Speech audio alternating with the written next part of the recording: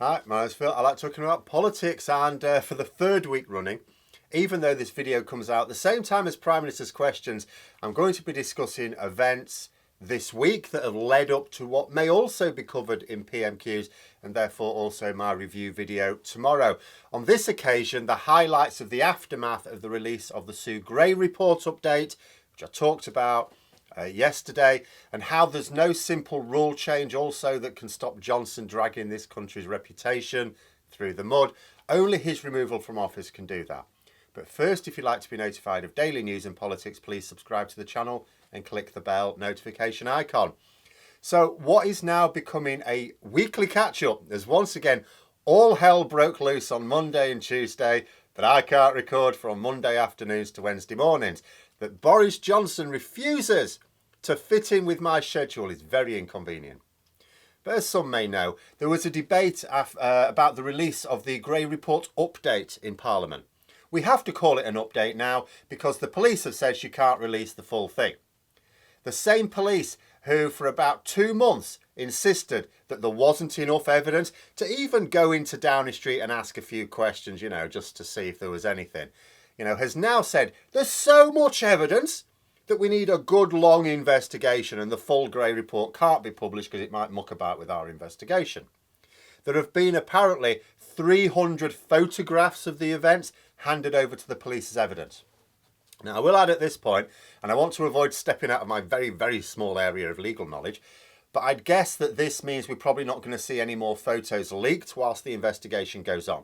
Like it could land someone in serious legal hot water. If they leak a photograph, for example, that the police already have, they could hit them with a charge for mucking about with their investigation. If they leak a photo that the police don't have, they could be charged with withholding evidence. So I think that until the police have finished investigating, that's it now for leaks, in terms of photographs anyway, or any videos. But in Parliament on Monday, I think there were 5 major highlights on that day, which I'm going to sort of go over as a prelude to PMQs, even though PMQs is going on as this video comes out. The first were the Tory MPs turning on Johnson. Now, a backbench Tory MP stood up, explained how he followed all the rules for his grandmother's funeral during lockdown, and asked Johnson if the Prime Minister thought he was a fool for doing so. Obviously, sticky moment for the Prime Minister there. Another resigned her junior ministerial position over largely unspecified dissatisfaction with Johnson, but the timing was clear.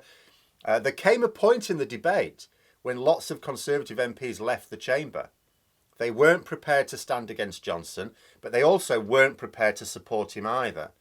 And the end result of that was that the Speaker, who would normally select questions from here and there, and because the Conservatives are over half of Parliament, you're going to get Tory MPs get to ask questions and make statements more often than MPs from any other party.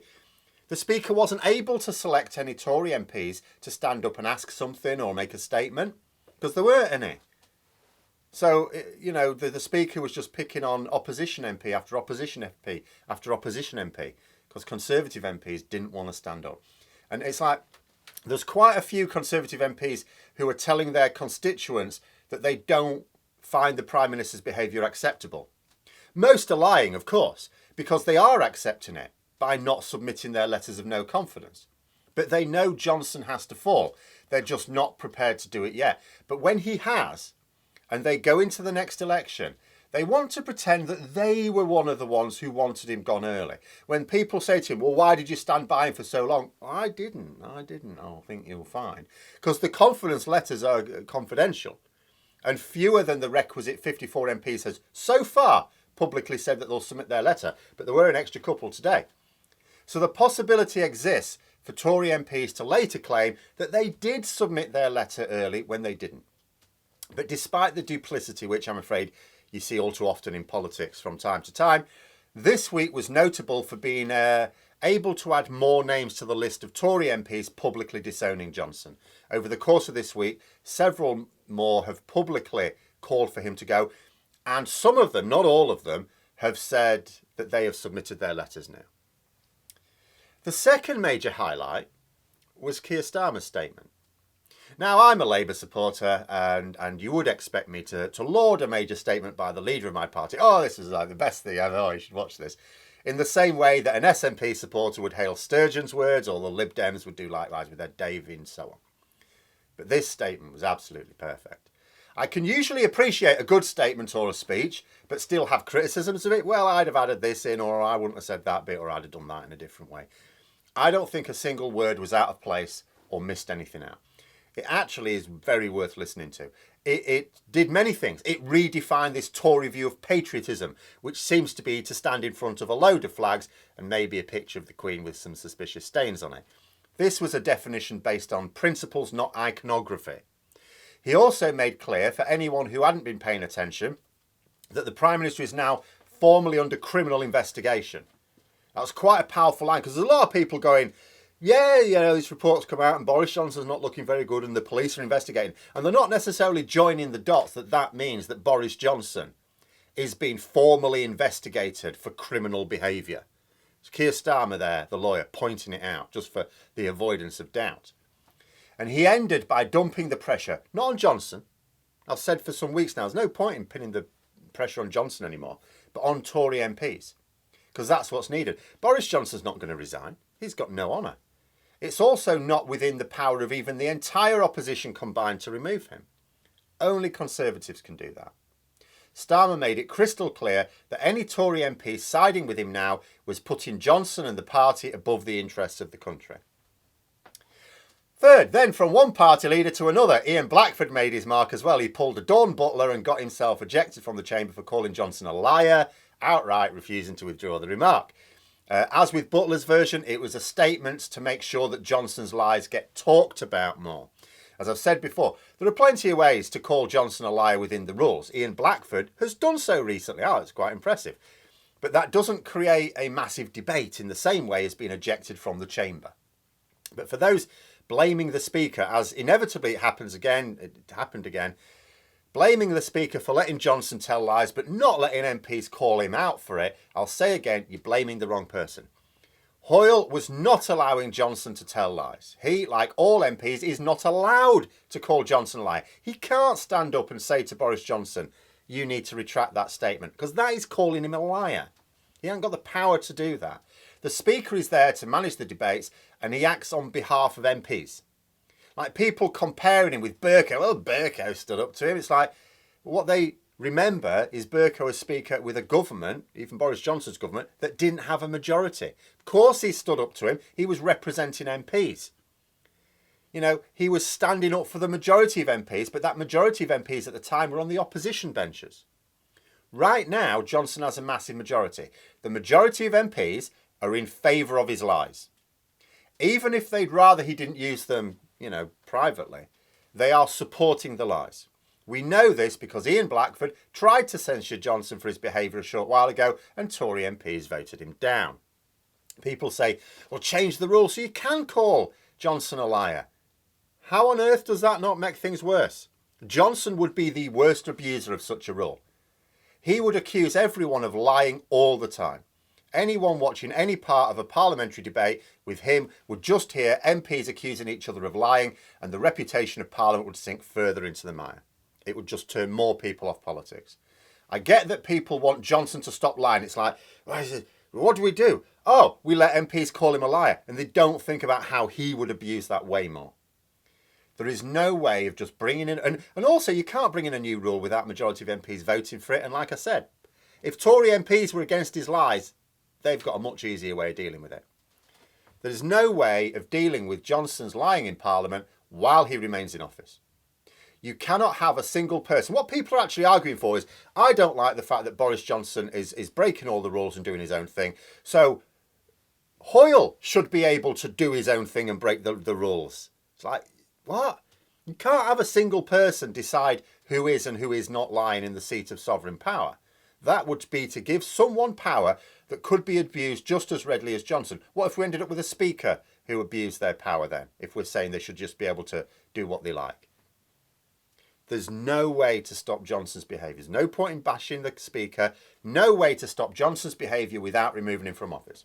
Yes, he will carry on with the lies then, but the damage caused by them will be lessened somewhat. Fourth, speaking of lies, the fourth highlight was a big one from Johnson. So bad a lie that even his own MPs have turned against it. Johnson repeated the lie fabricated from a far-right conspiracy theory group that Starmer was responsible for Jimmy Savile not being prosecuted. A lie disproven so comprehensively that even Tory MPs at the time expressed their shock that Johnson would use it in the House. There have been a string of Conservative MPs who have publicly called for Johnson to retract the statement, who've come out for the avoidance of doubt for their constituents and said, this is a lie, I do not stand by this lie, and the Prime Minister should retract it. You know, quite apart from whether they are personally offended by the move or not, they know it's actually going to hurt them politically. Conservatives like to pretend they're the party of law and order. It's crap, of course. They've slashed the sides of our police force, closed down police stations, closed down courts, resulting in a huge backlog of cases which predates COVID. It now takes years for many criminal cases to come to court. Senior lawyers frequently say there's never been a better time to be a criminal in this country. But the Conservatives like to push the lie anyway. That is not helped by having a leader under criminal investigation attack a distinguished public prosecutor with scurrilous lies. Even Dominic Raab distanced himself from the remark when he was asked about it. Johnson may well regret that outburst. For him, he just thinks it's slinging mud. He doesn't think it's any different to, for example, when he accused the Labour front bench of taking drugs. It's another questionable move. But this one has harmed him. He doesn't understand why, of course, because he thinks he can do no wrong, but this one has politically harmed him.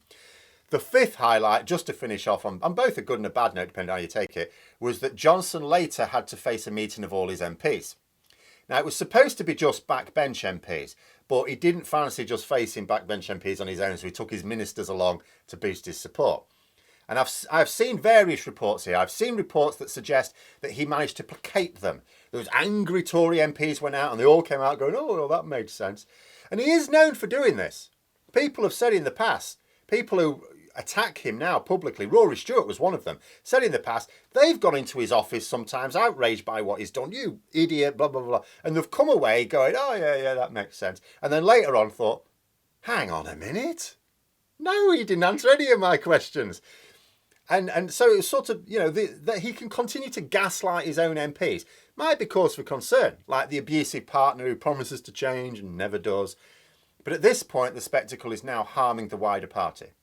So if this is what happened, I'm quite comfortable with Johnson hanging on a bit longer.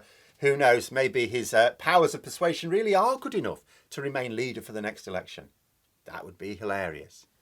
I strongly suspect not. I'm not sure the police can actually string their investigation out beyond the next election. I'm not 100% certain of that. I expect Johnson to do everything he can to bury the Grey report like he did the Russia report. But I'm not sure he can. If he can't, there are more than a few hints in the update to see that the full report will completely destroy Johnson's credibility. Completely destroy it. Because the update didn't name names. So he can claim that it was really criticising others, not really him. That he was going to deal with it. Oh, yeah, these people weren't behaving. Yeah, we have to accept collective responsibility by me sacking a load of people or them forcing them to resign. It's not me personally. I'm just overseeing it. The final report will name. It won't name junior officials, never does, but it will name senior officials and ministers. And also remember, what's missing from the report is the most damaging thing, because it's the bits that are under criminal investigation. Even if the police come away, I say if the police come away and say, oh, no, there's nothing really to go with here, or maybe issue a few fines, it'll be very damning. It's not believed that he can survive the full report being published. That being said, I say that, you know, there are reports that he had all those backbench MPs instantly eaten out of his hand. There are also other reports that suggest maybe that is not what happened. And indeed, the fact that the news this morning that Tobias Ellwood, who is a influential backbench MP, has said that he has submitted his letter of no confidence, may also give rise to the fact that there is still a movement here of MPs who might be thinking, yeah, we still need to get rid of him sooner rather than later. But those were the 5 major things to emerge so far. No doubt Prime Minister's questions is turning up a few more. I'll catch up with that tomorrow. But until then, those are my thoughts. Let me know yours in the comments below. Hope you found the video interesting. If you did, don't forget to click the like button. If you'd like to support the channel further, please also click the Patreon link for details. And until next time, I'll see you later.